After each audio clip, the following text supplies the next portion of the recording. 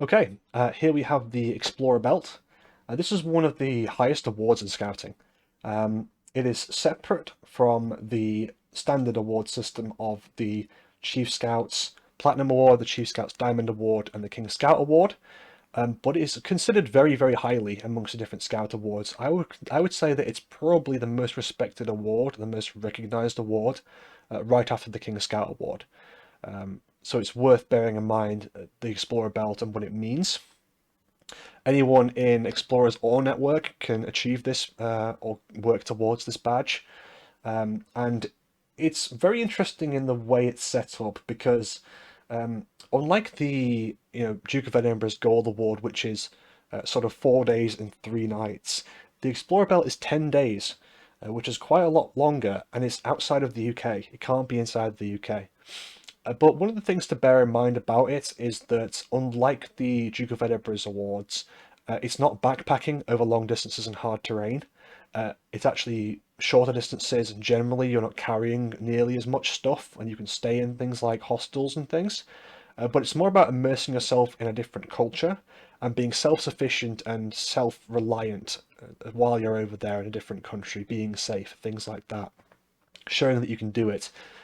And essentially, in a way, if you achieve your Explorer belt, then generally you're pretty safe to travel solo in different countries. That's my personal opinion.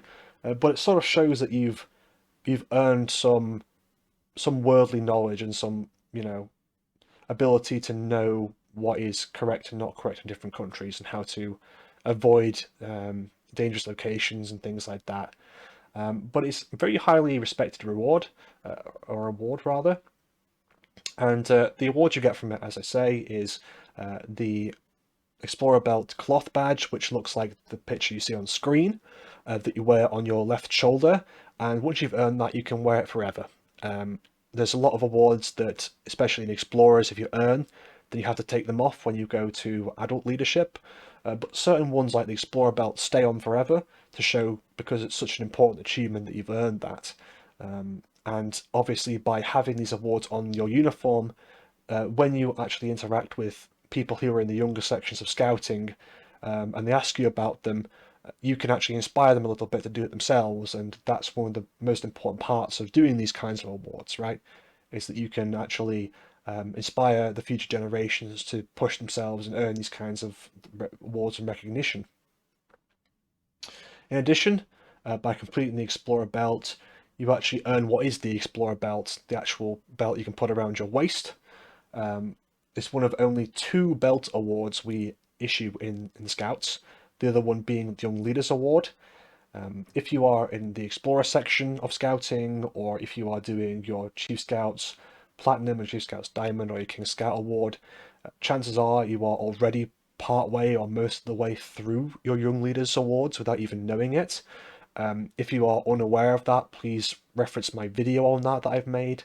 It's very important, obviously, and it goes to show how important those sort of young leader missions and things are for you to do, given that the only other award, which is being the Explorer Belt Award, is 10 days in a foreign country, traveling and immersing yourself in the culture there, which is quite, an important thing to do. So go ahead and watch and have a look at that video if you'd like.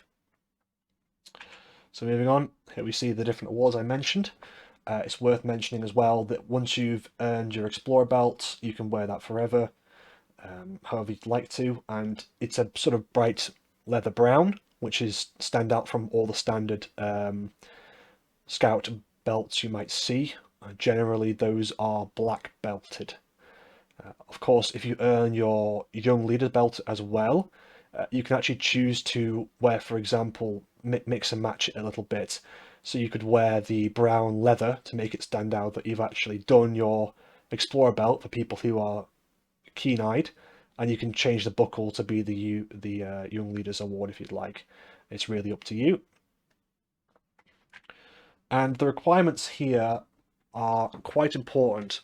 So unlike a lot of the awards that you earn within scouting, the Explorer Belt is one of only, I believe, 3 awards that are actually administered and sort of checked by Scout headquarters, the UK headquarters at Gilwell Park. So that would The other two being the King Scout Award, which is obviously the highest award in all of scouting. The Explorer Belt, which is considered one of those top awards too. And the third one being the Scouts of the World Award, which is a network-only award, but is also considered to be one of the rarer ones and the harder ones to get, given that it's 80 hours of volunteering. So essentially, to even start your Explorer Belt journey, you have to register your intent to complete the award. There is a form that you have to fill in, and generally you can actually ask your local scout group or your local district about that, and they will forward you the necessary information.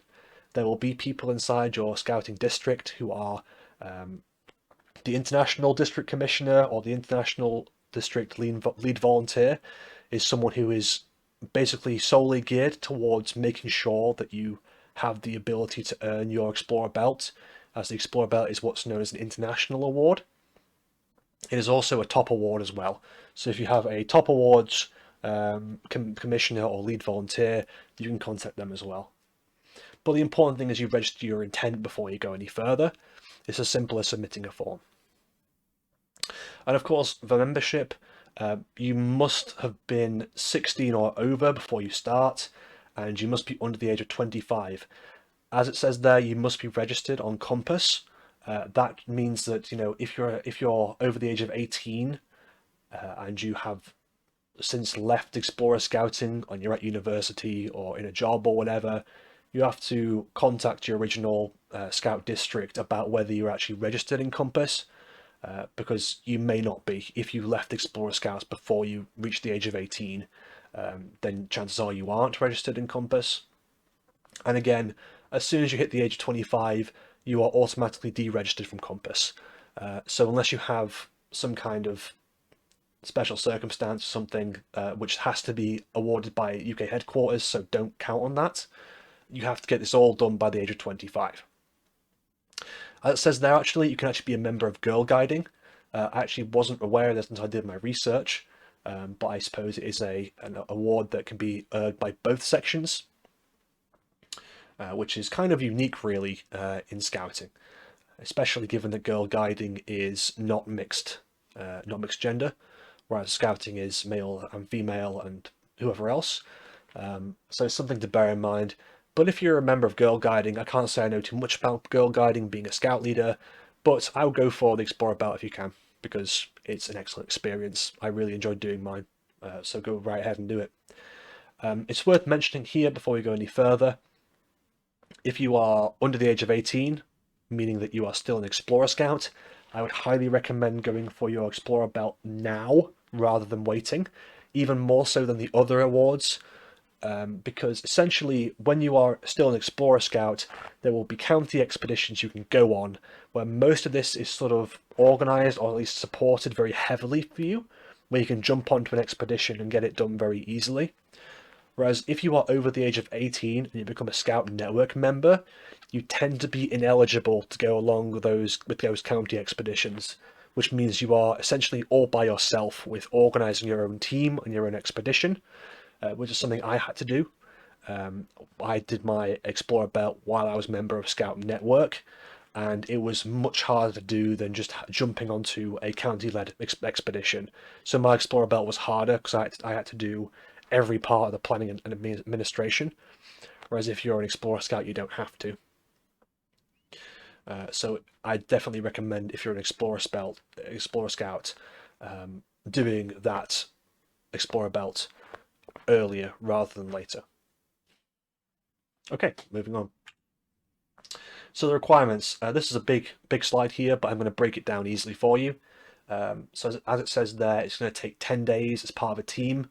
It's worth mentioning that you have to start with a minimum of 3 people, and 2 people must complete it. So you cannot do the Explorer Belt by yourself. It's impossible to do the Explorer Belt by yourself, unfortunately. It has to be outside of the UK. And you have to have a minimum traveling time of 50 hours over 10 days. So average of 5 hours a day. This really is not that difficult. Essentially, if you are any at all familiar with the Duke of Edinburgh's awards, there's a lot more hours of traveling during those days than there is inside the Explorer Belt.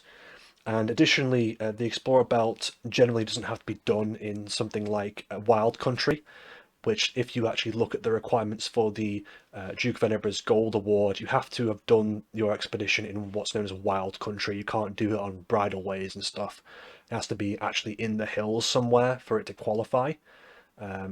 So the Explorer Belt expedition, while it does say 10 days and it seems quite daunting, in reality the travelling time is easier to do. And as it says there, you can do it quite similarly to the Duke of Edinburgh's awards on a variety of different different examples there of foot, cycling, horse, etc. It's worth mentioning that you can't really mix and match these expeditions with the Duke of Edinburgh's Gold Award. So if you're thinking of doing something crazy like doing a couple of those 10 days in that expedition is counting towards your DV Gold, I'd highly recommend avoiding that, because that sounds exactly like the type of thing that district or county who have to sign off on most awards would certainly shake their head at. And given that the Explorer Belt is signed off by HQ, the UK headquarters, they would certainly raise an eyebrow. So I'd do this 10 days as just Explorer Belt. It says here, age 16 to 18, you can participate in organised expeditions supported by an in-county team rather than being self-led. Yeah, so essentially that's why I mentioned earlier that once you're over the age of 18, you're actually able to lead yourself. But generally that means that in reality, districts and counties will leave you by yourself and not give you any support. Whereas if you're 16 to 18, you're far more likely to actually be able to jump onto an expedition and get a lot of support for that. As it says there, use of public transport is acceptable as part of travelling time, where opportunities to meet people would otherwise be missed. So essentially, the main part of the Explorer Belt really isn't to just travel, it is to interact with people and immerse yourself in a local culture. So as it says there, those hours of traveling may be public transport if it helps you get between like population centers, for example, so you can interact with more local people. Because that's really the point of this. Whereas the Duke of Edinburgh's expeditions are more to do with self-reliance and being able to push yourself beyond your limits and going, over hard terrain and things like that for long periods of time and carrying weight. That's really not a big part of the Explorer Belt. The Explorer Belt's more about doing that to a moderate degree, but mostly being able to interact with foreign people and strangers essentially, and understanding how to do that in a safe and appropriate way. Moving on to the bullet points here, competence is one of the most important things as a prerequisite towards the expedition. So before you even are allowed to leave the country on this 10-day expedition, you have to show that you're competent in all those areas listed there. In reality, this is going to be decided on how you can show this by whoever's helping mentor or lead your expedition and your Explorer Belt. If you are doing a self-led expedition, you'll have to find somebody who is within scouting who can attest to your ability or who you can prove your ability to so they can sign off on this. But in reality, if you are undertaking your Explorer Belt or wishing to, you generally have got a few years or a good number of years doing the scoutcraft skills and things like that. So chances are it's going to be relatively easy to do lightweight camping, expedition cooking, nav skills, team building, first aid, etc. It's going to be fairly easy to prove those things, really. But you have to make sure that you do that, and that kind of stuff will be checked, and not just by the people who are administering or mentoring you in this Explorer Belt, but also by the county, probably your county international lead volunteer or district commissioner. They will also check it just to make sure you're safe before they issue you a passport to go abroad. The scouting passport, which is separate than obviously a real passport. Budgeting. Obviously, you have to agree on your budget before you go and record your spending. This is going to be important if you are on an expedition that isn't self-led. because at that point finance becomes a bit more important, given that your Explorer Belt expedition may only have a certain amount of funds, things like that. If you are being self-led, then it's sort of equally important in different aspects, because if you're self-led, you're going to make sure that everybody who's on your Explorer Belt team actually has the funds to go ahead and actually do the Explorer Belt. For example, if they're in college or university, they may have less access to funds than someone working full-time, and that may have to be accounted for. So you have to make sure that you agree that before the expedition, before there's any kind of issues with that. And recording spending throughout the trip essentially depends on where you are, especially if you're doing a self-led expedition. But you may have to essentially pass on those recordings of how much you spent, so that scouts, there's the accountants and the different treasurers can ensure that actually the right amount of money is in the right places, and that it's all covered and insured and things like that. Moving on to the logbook, just keep a logbook of places you've been, the route you took, the project work you undertook, and your personal thoughts. This is going to be very important later on when you do your mandatory presentation on what you did during your Explorer Belt, which is one of the later requirements we'll touch on.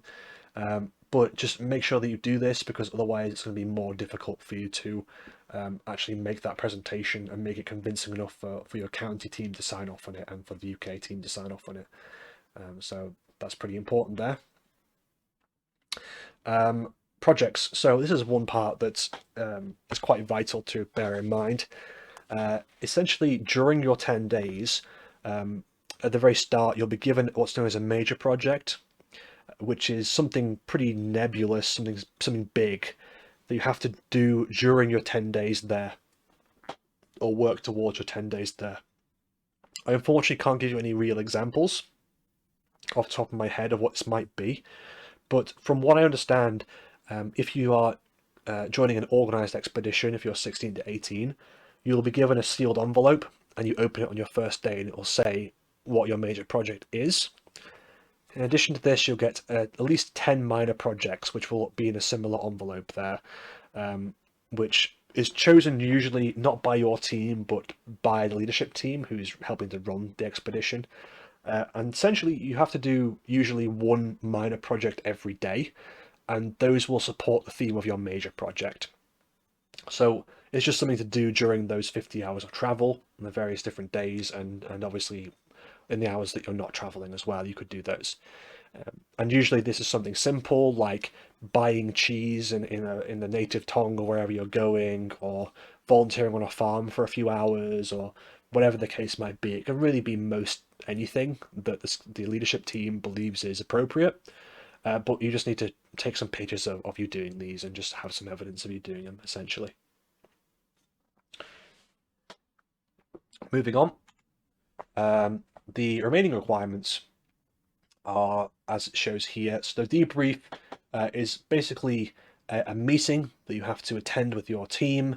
That includes your mentor and your leadership team once you return to the UK. So an example here would be you've flown out to the foreign country, you've done your 10 days, you fly back to your home country, you all go to your scout hut or your district headquarters, and there you are met with your mentor who sign off on your competencies and things, and whoever the leadership team is. So this would be, for example, your district international commissioner or your district international lead volunteer, people of that nature. And you essentially go there within 24 hours of your last day, as it says there, or within 24 hours of your return to the UK. So you have to do it pretty much immediately after getting back to the UK.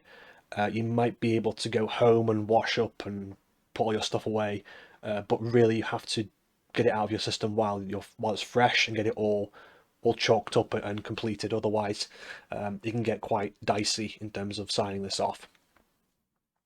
And at the very end there, you have to make a presentation of your assessments and sort of what you've done there. So the debrief is more to do with, did you encounter any problems? Were you safe? Is everything done? That's good, excellent. And then you do this presentation afterwards, with PowerPoints or whatever the case might be, with those pictures you took and those records you had and your logbook and things like that. And essentially, this assessment panel will determine or help to determine sort of whether you actually completed the requirements of the Explorer Belt. But equally, it may be to a section or some other people who are going to be inspired to do it themselves. It really does depend. I definitely ask your local team about the nature of this presentation for you and how it best suits. And of course, the most important part here is the actual final assessment. And it says here at the bottom, your expedition work, project work and presentation will be assessed by that assessment panel, which really can be anyone up to and including county commissioners. So it's definitely important that you make sure that's all above board and correctly done. And as it says there, actually, the final sign-off is the responsibility of a commissioner at county level or a district commissioner in Scotland. So essentially, usually you'll have to convince a county commissioner on that panel to actually give you the final sign-off. County commissioners are pretty serious people. Generally, they have a lot of stuff going on. They don't have time to waste with most things. And while they are always very, very keen to help with Explorer Belts, be part of the process, you do have to make sure everything is totally above board generally when you're doing that final sign-off. So definitely make sure you cross your T's and dot your I's before you do this. And as it says there, final sign-off is responsibility of county. But again, UK sometimes weighs in on this kind of stuff, depending. And that's it. So if there's any questions, feel free to message me, whatever the case might be. Once you've done this, I'd recommend, there's a way you can do this Explorer Belt and have it count as part of your King Scout Award. That's one of the ICV requirements you can do. You can do that if you'd like to save on some time. It depends on whether you want to get your King Scout Award first by doing one of the more easy and less difficult to do items on the ICV. But I would definitely recommend doing this regardless. If you are interested in doing your King Scout Award, I'd highly recommend you also do your Explorer Belt and your Scouts of the World Award while you're at it, because they are also some of the few badges that you actually end up keeping on your uniform into adult leadership, so it's worth getting those at the same time. And of course, the Young Leaders Awards, which I mentioned earlier. Make sure that you can sort of do different parts of this towards that. Okay. Thanks. And yeah.